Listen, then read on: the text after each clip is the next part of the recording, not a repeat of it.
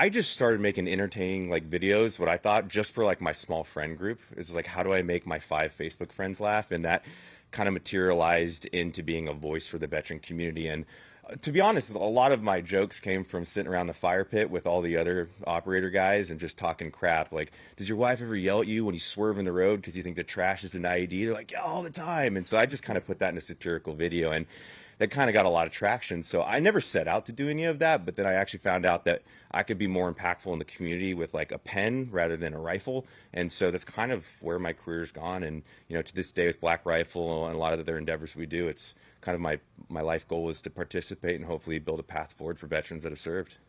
And one of your co-founders, Evan Hafer, right? Yeah. Evan. Did he start Black Rifle when did you come in? I started in 14. So yeah, I'm day one. You're day one. Yeah. Evan gets the founder title because I was doing a different business, and he had called me and my business partner Jared and said, "Hey, I got this idea called Black Rifle Coffee," because he was sitting there training all these guys, going through a selection process with coffee and a gun on the back of a truck. And he's like, "Man, those are the two favorite things that I use every single day." So he called us and asked us to be a part of it, and I absolutely, coffee's awesome. It brings people together. It's community, but all the coffee questions should go to Evan. By the way, I'm like the brand guy, Well, but I love going back to that moment. One would say, okay, we want to do something entrepreneurial. Coffee, you loved it. All of you guys loved it.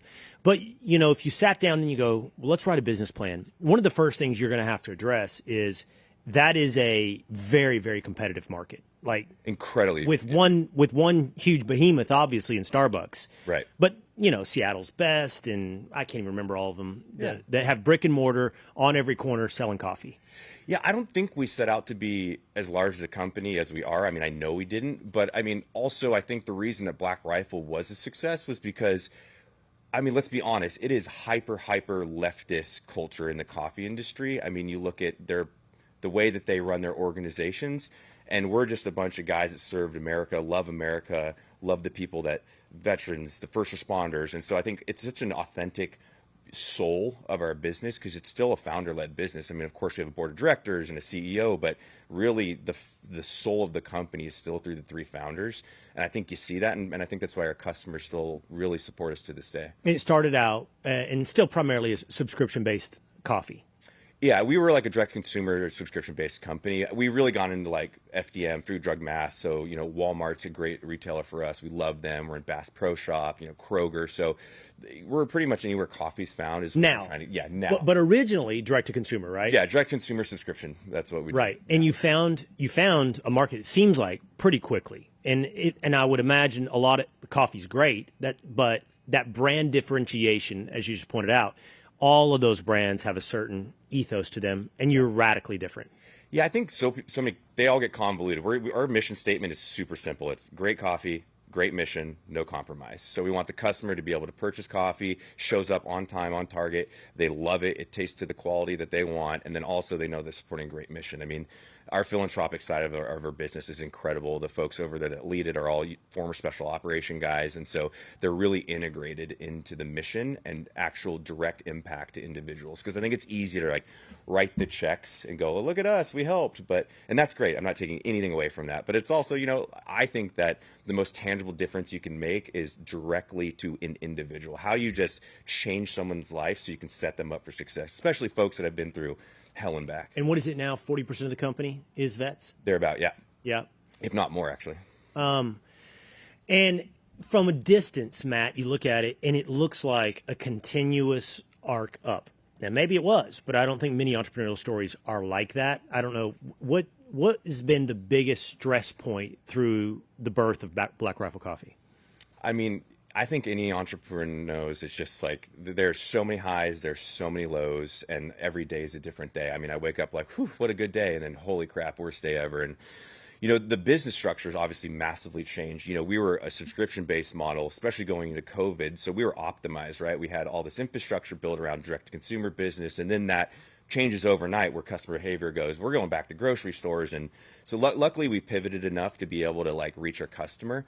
But again, to me, it's just giving the customer a great quality product and a mission that they believe in. And there's a lot of people that don't support our mission. We got guns in our hats, and we're veteran founded, and we believe in America and the Constitution. Some people don't like that. Well, they're not our customer, but there's a large portion of America that is, and we hope to to be their coffee company. Well, that was one of the big differentiating messages. We talked about the ethos difference, right? Was it Starbucks and all these other companies? We're going to hire 10,000, was it refugees? Refugees, yeah. And you guys countered that with we're going to hire 10,000 veterans. And that's still on our to-do list. You know, we're growing every single day. But yeah, absolutely.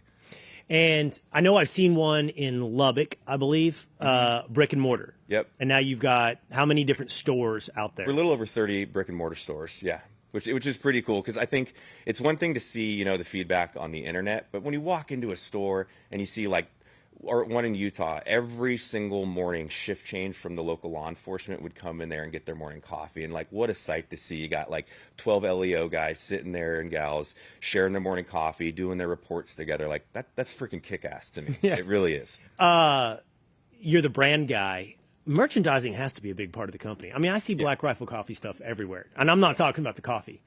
We have a kick-ass creative department, I'm telling you. And like, I want to do this thing we're called no machines, right? Because AI, in the era of AI, everyone's using that for illustrations and stuff. We have in-house veterans that like are just, they crush our artwork. And, you know, I get to like hopefully lead those teams and take a lot of the credit, but really all the credit goes to them on their design work. The bags, you know, the t-shirts, like our new energy drink line, their illustrations on the cans. It's so in-depth. So we have a lot of fun with it. So I was talking with one of my sons this weekend. I have a 17-year-old and a 14-year-old. Okay. I was talking to the 14-year-old. He's an athlete, and we were talking about, okay, let's start thinking about what you want to do, where this can take you, right? Because he said, well, my older brother's got a more normal path. He's going to go to college and probably be in a fraternity and do the whole thing, right? Yeah. I said, yeah, but that's not the only path. And this sport, which is soccer, by the way, could take you to places, maybe to an academy and service. And he's like, well, I want to be big time in business. And I'm like, well, the military creates leaders. It creates men who are ready to do that. And he's like, oh, and you're only like 26 when you're, if you want, you're 26 years old when you're done. Talk to me about the men that you work with, the men that you are, and like how being in the military informed who you are as a businessman.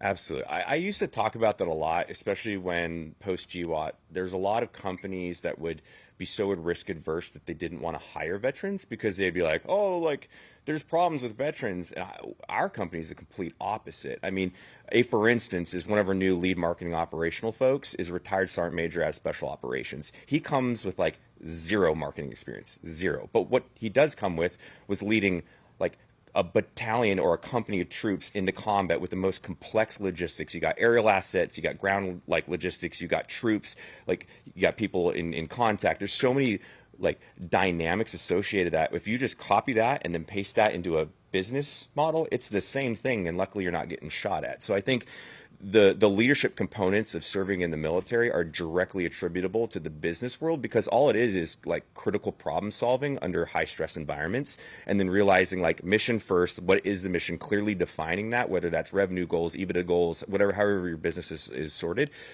That's how you get there. And I think a lot of colleges today are more like indoctrination. They're not actually educating folks on the real world experiences. I mean, I'm sure some are, but for my opinion, I would rather pull someone out with senior leadership in the military, teach them the actual skill sets of that job because they come with this plethora of knowledge, operational knowledge, logistical knowledge.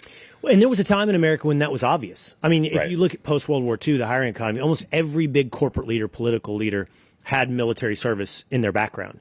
But now there's a bit like, well, if you want to go in business, then you better go to a business school. I mean, I'm not here to cast shade, but I've seen some people walk out of Harvard that have come into our organization where I am perplexed at how they have a degree from that place. I'm not saying everyone because there's far people smarter than me, but I think real world experience is proven to be superseding to an educational degree almost every single time. And it's interesting because I think there's a mindset as well while I'm putting my career on hold. If I'm not a career military guy, I'm taking, how many years was it for you? 4? 4 active, yeah. 4 active. I'm taking 4 years. Which were the collegiate years for you? That would have that was like 17. my college. Yeah, it was super transformative. It was just me learning life. Yeah. I'm just seeing about young people. The hurdle on getting them to see that it is sacrifice, it is service, but it is also value added to you. Is I don't get started on my career till I'm 26, and I think that's part of what has to be sold to young people. It's not putting your career on hold till you're 26; it's advancing it.